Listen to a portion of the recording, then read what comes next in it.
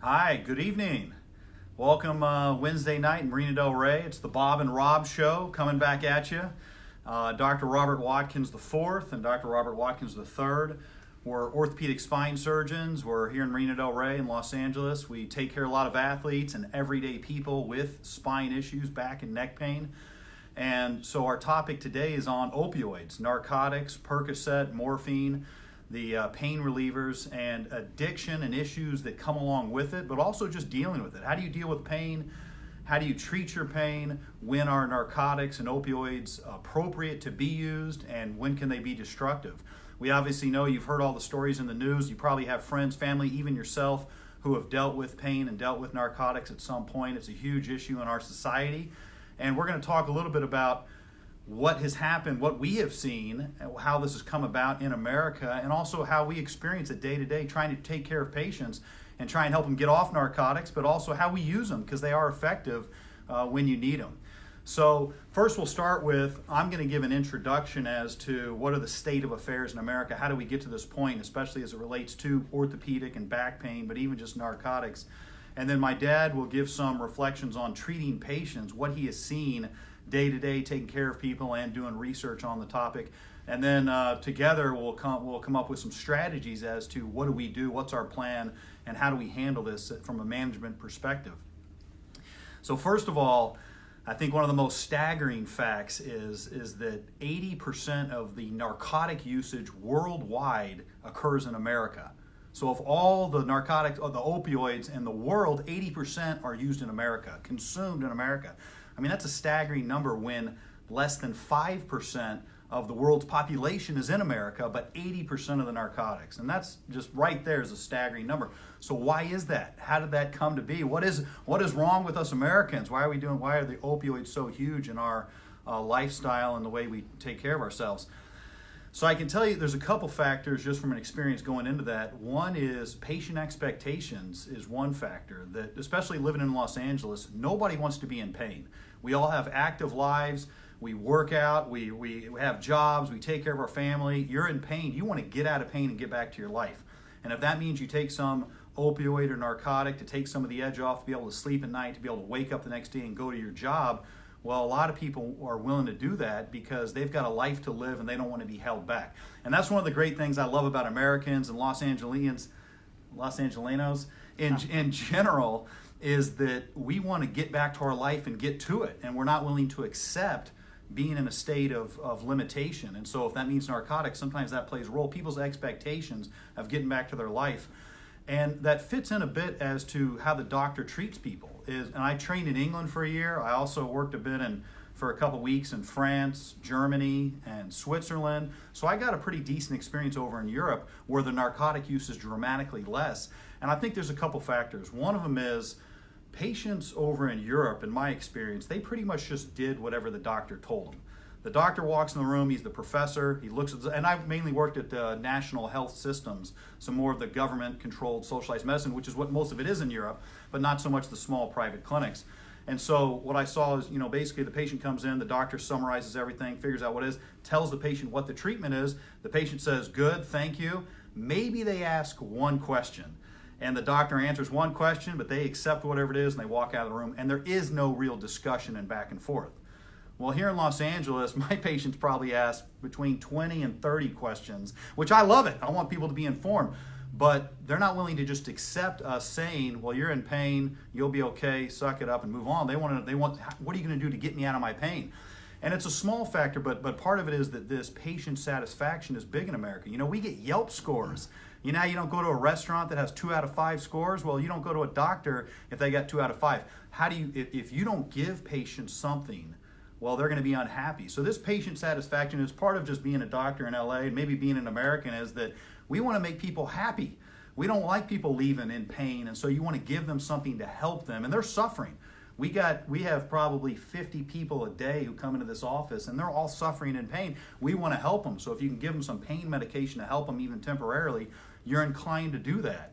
Where, from my experience in Europe, they're more likely to say, no, you're not getting, it doesn't even come up. The pain medication topic never even gets risen. So, and there's some real benefit to that. The doctor says, this is what you do it. And the people, especially the English, which they're known for this, is they just do what they're told. They stand in line, they follow the rules. The doctor says do this, they do it, and they don't ask a lot of questions. And it makes it a lot easier. But at the same, so that's some of the differences I have seen in the difference between America and Europe.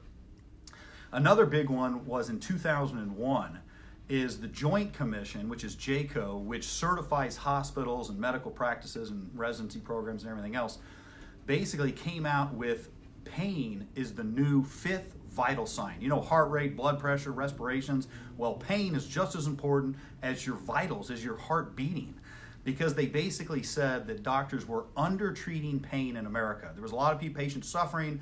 It implied doctors didn't really care. They weren't listening to patients. They were so caught up in doing their own thing and treating people like, you know, Cracker Jack or whatever, that they weren't listening to the patient and treating their pain. And so JCAHO came out with the fifth vital sign. When I was in training at USC, we had to mark down what was every person's pain, 1 out of 10. Then you had to say, what are you going to do about it? Then you had to prove in your note how it went from an 8 out of 10 to a 3 out of 10. You had to prove you were treating it. Well, guess what?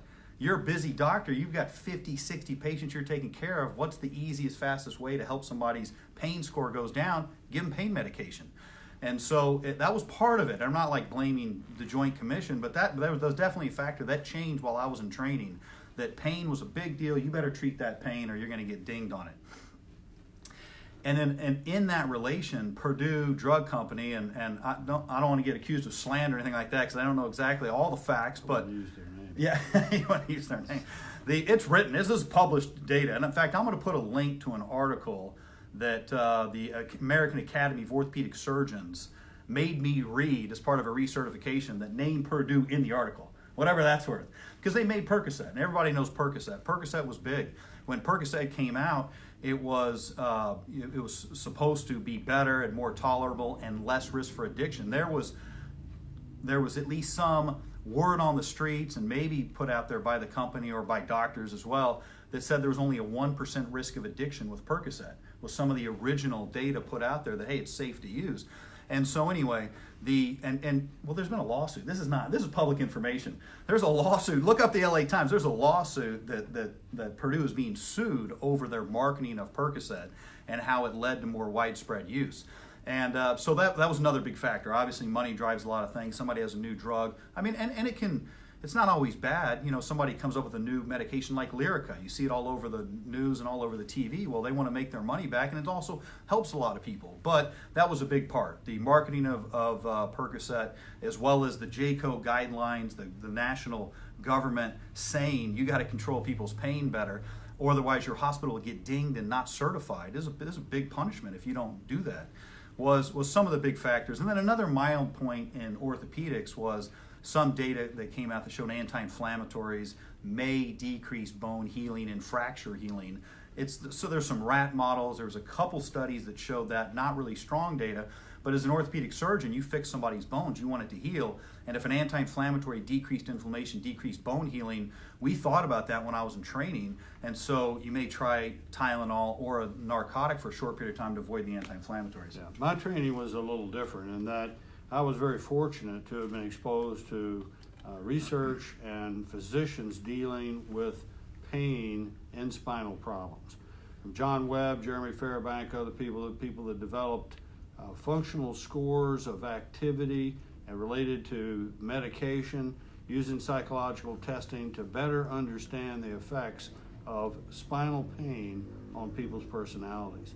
And I think the main thing when I carried over to seeing patients in the office was, as soon as I heard the words from a patient, I have excellent pain tolerance, I don't want to take the medication, I don't enjoy this, I stop them right there. And I learned a long time ago to say, look, this is not your fault. We're not faulting you. It's not an accusation. I need to know the dose, and I need to know the dose exactly and how long you've taken it, because it affects the outcome of my treatment. And I think the main thing is get the point across to patients that, no, pain is a chemical reaction on these nerve endings. They're nerve endings, and they have their own protections while we're not all in pain all the time. You take these large molecule medications like Percocet and some of these strong medications, and it depletes out your normal protection from pain on these nerve endings. So you get a wide open circuit. Every 4 to 6 hours, when your level of the narcotic is down, you have more pain for having taken the medicine. And so I try to explain that to patients, that this is an important factor, that this is a chemical reaction on your nerve endings. It's not a willpower deal. Yeah, a lot of people they'll say, well, I'm not an addictive personality. So, Yeah. but it's not a personality thing. No, it's a chemical reaction. It's a chemical and it's an reaction. important thing. I think spine that we're in is different also, because spine is inside of you. It hurts every time you take a deep breath, move, sit, go to the bathroom, do anything. It's not like a crushed hand. And good psychological studies have shown this. A crushed hand is out there. It's this thing. When it's your spine, it's in here, it's inside you, and it's a personal internalization of that type of pain, and it affects everything you do. It's depressing. We've looked at depression scales and depression studies and the effect. Function is the key in orthopedics. How are you functioning? What are your activities of daily living? What can you do? How long can you stand? What can you do? Function is assessed also by the Osteopathic Disability Index, the ODI. I trained in England with the men that developed the ODI. It's a test of function. Well, guess what happens when you lose function? When you can't do the things that you think you should be able to do, it makes you depressed. I mean, it sounds like common sense, but they proved it looking at functional scales versus psychological testing like the MMPI, that depression scales go up when you lose function. Well, that's what happens in spine. So if you get caught in the trap of taking opioids for depression resulting from your illness, opioids don't treat depression. They cause depression. So you have to find a way out of that. Normally when we're treating patients, we need to know the dose, we need to explain the situation to them. We have to come up with a treatment plan that detoxifies them off this harsh chemical and gives them a chance to restore through our non-operative programs that we have very well on the Back Doctor app, or through some type of surgery that restores their function and help treat their dependency on the narcotics to improve their depression. And I think it's an important concept in dealing with spinal patients that's a little different than other patients. Right, and that's in those terms. You know, one of the characteristics, some of the personality traits that go into place that have been documented and theorized upon is that just what my dad was alluding to, if you have a broken hand, you can look at the hand and say, well, that's not me, that's not my personality and my emotions causing the pain, it's my hand. You can objectify it, and everybody else can see it. Your friends and families and partners can see your broken arm, they can have sympathy for you. If it's your back, nobody else sees it, and that's what we hear from patients all the time and hear from their partners that come in with them. They don't know what's wrong with them. Why aren't you cleaning the dishes? Why aren't you helping me out? Why aren't you helping with the kids? Why aren't you mowing the lawn, going to work? Is because nobody else sees it. You look normal, but every time you move, your back hurts. And it's, Yeah, Rob, even with the NFL team. Yeah, A right. guy with a back injury, he's just standing there. And so if he's the right guard and the right tackle's, likes the guy, wants to commensurate with him, but it's like you don't have a cast on, you don't have a sling on, you're just standing there. Whereas the guy that's injured, he can't move. He tries to take a deep breath, he tries to bend forward, his back's killing him, his legs killing him. So spines are different, there's no doubt about it. And it's a different type of injury, and it is depressing for you to have excruciating pain where you can't do the things that you should be able to do. And in those regards, one of the things that has been shown is, do you tend to have, it's called self-efficacy, where if you have an injury, do you see it as temporary? Where you're like, look, my back hurts right now, that's key. but I'm going to get over this. One of the greatest things that you've taught me is helping to give people hope. And it's not false hope, it's not false promises, not at all. but you got to show them some light. You got to show them the path to getting better. That's part of your responsibility as a doctor. You're not just a technician, and you're not just going to stand back, give an informed consent, and no, you have to help this person emotionally, Right. show them the light, show them how they're going to get out of it. And what you're doing is you're helping people see how they can, their current condition of misery can be temporary and what they can do about it. And the flip side is called catastrophic thinking. And we hear that in patients all the time. Somebody looks at me and says, am I going to be like this forever? That's the worst thought in the human existence. It's a human trait. It is. You don't see the light at the end of the tunnel. But the experience that we have, and me for a long time, through non-operative means and certain surgical techniques, I've seen the light at the tunnel for patients. I've seen them stand up without the problem and be able to walk out the door. And so you have to be able to give some faith and get some understanding that based on your experience, we have a 75-80% cure rate with this problem where the pain goes. and it's proven fact. We do our statistics, other doctors do exactly the same thing. But the problem is, we look back at some, for example, fusion tests I look back in. Having trained surgeons, I've got a whole wealth of unpublished scientific information, mainly because the men I were training wanted to learn to do surgery and didn't want to publish the paper and finish the paper. But one of our studies we looked at in spinal fusions, we had a 20% success rate in people that were on Percocet or more than 6 codeine a day, and an 80% success rate on people that are under 3 or less of the medication a day. That's dramatic. Right. And if you're a surgeon, you want good results. If you're a patient, you want good results. So you've got to address the opioid dependency problem as part of your treatment. And that's really hard. And that's really hard. Somebody comes in on 6 or 8 Percocet a day, and we tell them, look, your chance of success with the surgery is not good on that much pain medications. It's not even really worth doing. You need to detox off the narcotics before we do the surgery. Well, what does the patient say? Well, if you do the surgery and fix me, I won't need the narcotic. So spending the time. Sometimes, but we Right. have the whole program. We have the whole program set up. What you don't want to do is do a treatment or a surgery where the patient's pain is solely dependent on the level of narcotic. Yeah. And so what's happening in their spine is like a little thing. It's 10%. It's 90% the level of narcotic. So you're going to do a surgery, and you've got to sort these things out in advance. And most good surgeons and good physicians are going to help the patient and have the empathy for the patient's condition and be able to help them through the whole problem, not just fixing the technical little abnormality on the MRI. I want to throw one more stat out there because I think it's kind of relevant. There's 500,000, 500,000 emergency room visits last year, or in 1 year in America, due to overuse of narcotics and abuse of narcotics, overdose or that type of thing. 500,000. The fascinating part is greater than 75% of those, the prescription was for a different person than the person who came in with the problem.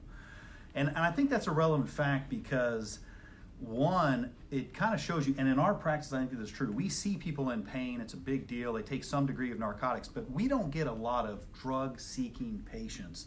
Percentage-wise, it's actually pretty low. Yeah. You got to be aware of it, you got to deal with it, you got to make sure that, the way you manage someone's pain, you don't get them addicted on narcotics, and we'll talk a bit about that, and maybe it's just our practice, but the relevance of that, so I think part of the reason for the spread of the narcotic use is, what does that mean? It means that somebody's getting a lot of prescriptions and giving them to people, or somebody's stealing it from them. And I do think that's a relevant factor in the whole debate, is that there were some doctors and clinics and whatever that were getting massive doses of narcotics and just giving them out. It was a drug deal. So there's no question the Percocet is a fundamental part of the drug deal scene that's going on in America, which is a whole societal problem as to why do we take drugs in the first place and everything else. Yeah, but for us, Yeah. You've got to get it back to your individual patient. Yeah. And it's your relationship as the physician to your patient.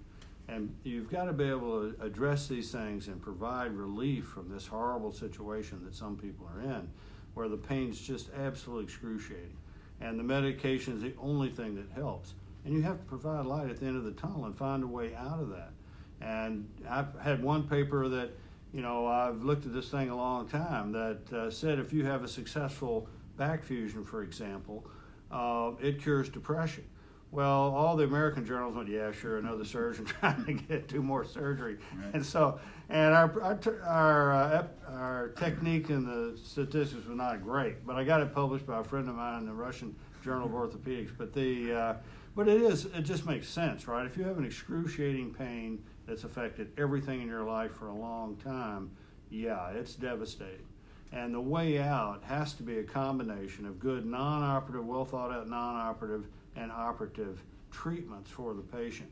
And it's been a comprehensive and successful way to look at things. There is light at the end of the tunnel, but it's not easy getting there. Right. And it requires a lot of help for the patient. Yeah, and so basically part of the approach is to use different medications. There's other medications like Neurontin, gabapentin, nerve medications. There's muscle relaxants.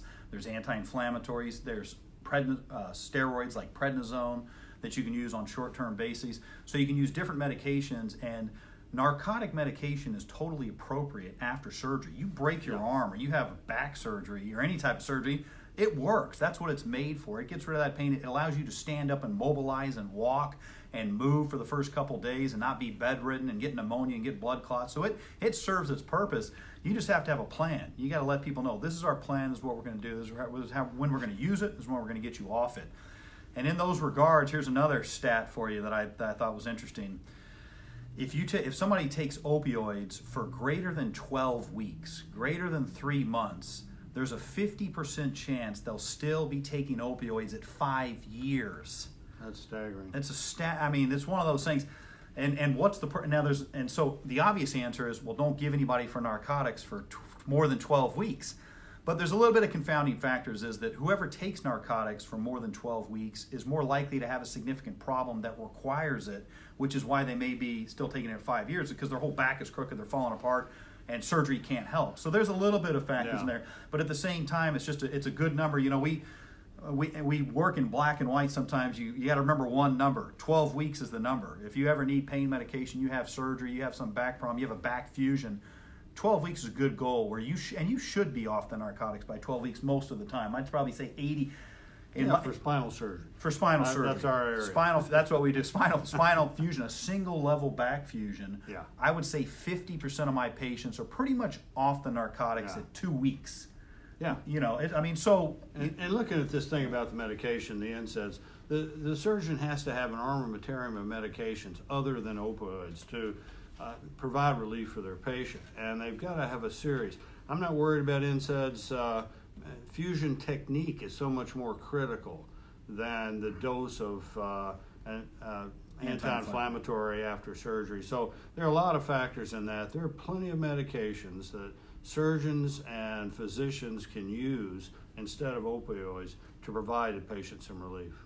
And some of our guidelines, this is just a gross generalization, but if you have a discectomy or small microscopic laminotomy, you know, taking pain medication, I'd say by 2 weeks, I kind of expect people to be off it, or at least 80%. Yeah.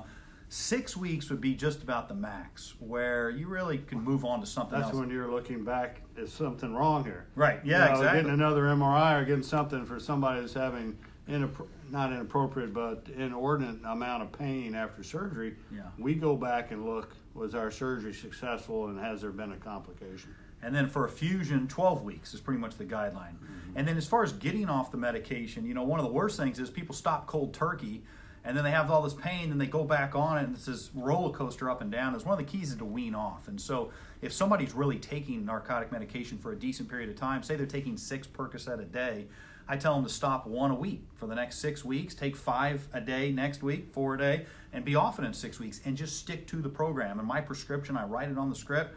Once it's 6 weeks from now, we're off. We're moving on to other things. But slowly, you know, it's one of those calm, reasonable, rational approaches. Don't just go black or white, cold turkey. Wean yourself down in a program. Everybody's on the same page. You're going to have pain. But one of the great things my dad taught me is, but the pain you have now while you're on the narcotics, if you get off the narcotics, you'll may have the same level of pain, but you won't be on the narcotics. And therefore, you'll be better off and you'll be healthier. And so, because it just raises your tolerance to, well, after a while it doesn't work, the nerves adjust, the nerve endings get frayed, they need the narcotic. So I tell patients all the time, you've had the surgery 12 weeks ago, it's time to get off the narcotics. I know you're in pain. And Rob, also activity. The way you regenerate those protective chemicals on your nerves, the endorphins and everything, is exercise. So if you're crippled with horrible pain and can't exercise, then we have to have treatment methods that provide you the ability to exercise. One of our axioms after surgery is walk as much as you can from the minute of the surgery. We want that walking for spinal problems, and we want people up and moving and being active. So aerobic exercise is a critical part of detoxification, and you have to have that. I kind of backed off a little bit recently over my walk as much as you can from the minute of the surgery with a over 70-year-old lawyer from Phoenix that walked 5 miles the first day and had a flare-up. Right. So you got to be a little careful. Don't be crazy. But you know who you're talking to. But activity is the key to recovery from both the spine condition as well as the medication problem as well. And one of the ways that relates, we've talked about John Sarno and this chemical balance going on in your body. You know, the biggest thing that's been shown to help back pain, even just normal people have back pain, cardiovascular exercise. Why? number one thing is because it probably releases endorphins. Yeah. And so this chemical balance in your body of pain mediators, which the Percocet are working on, versus endorphins where you feel better, if you can do some cardio exercise, get your heart rate up, break a sweat, and just mobilize your body, releases endorphins, you're going to win that chemical battle better with more positive mediators. When we see somebody in the office that's a workout-oriented person, someone says, I run 10 miles a day and I hurt my back and I can't run. I register them, this is a workout-oriented person. You have a guy that played pro football, even if he has a bad problem, you lay out a workout program for him, he's in it, he's into it, he understands. And that's everybody. Someone wants to walk their dog every day for a mile. I'm into that person. We can help them because many times we just have to change the workout to protect their back, but no, we'll go with a workout person any day in terms of detoxification from harsh chemicals as well as curing their back problem. And in those regards, this balance of tension in your body and how to release some of that, release some of the pain, and meditation and relaxation is another huge component where there's so much more work being done on. I mean, you had that one patient, I remember a long time ago, who got hypnotized, did some hypnosis, learned some self-hypnosis techniques, and required no pain medication after a back fusion. Yeah, that was crazy. Yeah, and that was 25, 30 years ago. That guy was way ahead of his curve. Way. I'm going to put a plug in for my wife, Michelle Watkins. I mean, that's what she does. She does Reiki healing and meditation. She teaches meditation. She's working up at UCLA right now, and she's already seen great results in helping people. And so reach out if you want to get her contact or anything. Is learn some techniques. You can even go on YouTube and Google, how do you meditate, how do you relax to decrease pain? It's a huge part because it helps decrease some of that catastrophic thinking. You don't think, I'm having pain, am I going to be like this forever, and get all stressed out and amplify the pain and make it worse. You learn how to let it go and realize things are temporary and that there's hope and you're going to get beyond that. And I'm a person that failed at meditation, my personality, but I work out almost every day. Yeah. And so everybody has their techniques for doing that. And I listen to certain audio tapes and workout and things like that. So you have to find a mechanism. And as a physician, you need to help your patient with that. You need to make suggestions like that. And the thing with patients, another thing, you've got to be careful that the patient doesn't hear, he thinks it's all in my head. Because that's really not what I'm thinking.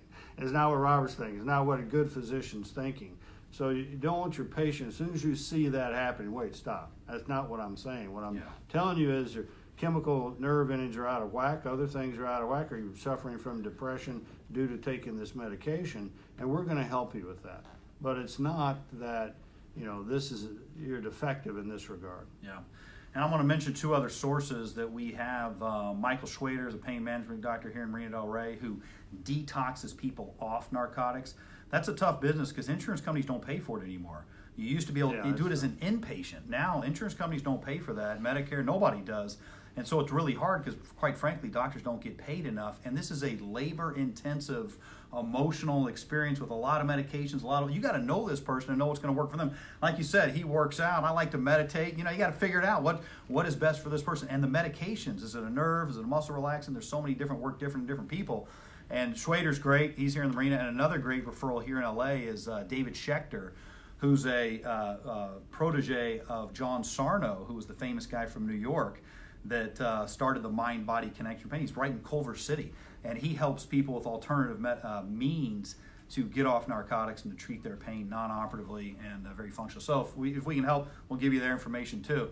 And some of the big reconstructive surgeons that we deal with at times, that they have a program set up for that. Yeah. And we work with them through that. Yeah. My orientation originally from USC, when I was on the training and on the faculty, Doug Carnes and Vert Mooney at the spine clinic at Rancho. That's where I learned a lot of this research and a lot of these techniques. So it's out there. It's available to physicians as well as to patients. I'm going to mention one other thing. I know I got some doctor friends, what about just acute back pain? Somebody throws their back out and they're in agony. Is it appropriate to give them a dose of Vicodin or some narcotic to get over the pain for a week or two? Yes, totally appropriate. We generally use prednisone, an anti-inflammatory steroid, knocks out the pain inflammation better than anything. Indus, another strong NSAIDs. Anti-inflammatories, muscle relaxant, but yes, a prescription of 30 of Vicodin or Norco to help somebody mobilize and get them moving for a week or two, totally appropriate.